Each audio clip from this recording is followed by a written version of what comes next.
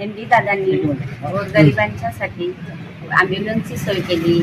अजून अशा भरपूर सोयी लोकांच्यासाठी त्यांनी, महिलांच्यासाठी सगळे असे कार्यक्रम करून त्यांनी लोकांना खूप अशी मदत केलेली आहे.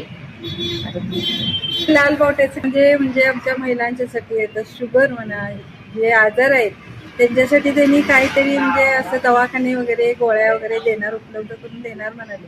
त्यांनी भांडी वगैरे दिलेत, सगळं किट वगैरे दिले, पण त्या औषध गोळ्यांची त्यांनी अजून सोय केली नाही. तेवढी एमडी दादांनी करावी. बाकीची कामं त्यांनी एक वेळेला आम्ही सांगितल्यावर दुसऱ्या वेळेला त्यांनी हजर असून पूर्ण कामं केलेली आहे.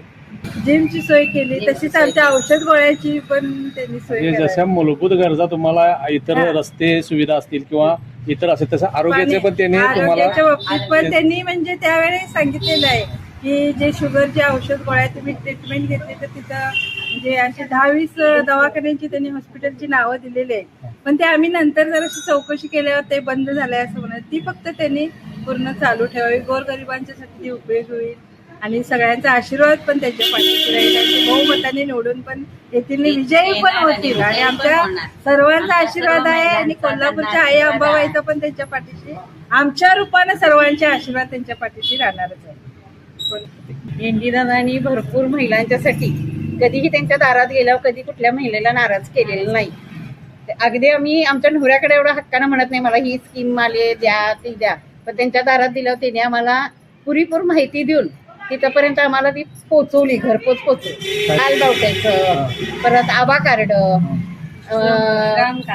श्रम कार्डाचं, म्हणजे त्या महिलांना आमच्या घरी पाठवलं. म्हणजे आमच्या इथे येऊन फोटो वगैरे घेतले, म्हणजे त्यांची कार्ड सुद्धा आम्हाला घरपोच आणून दिली. ॲम्ब्युलन्सचा आमच्या कॉलनीत असे आभार झाले, पण जेव्हा आम्ही फोन केला तर आम्हाला त्यांनी रात्री ॲम्ब्युलन्सची कुठलीही म्हणजे आणू नाही, एक व्यक्ती देऊन आम्हाला ॲम्ब्युलन्स हजर केलेली आहे. मागणीनुसार आम्हाला डाम एक आमचा पडायला आला होता.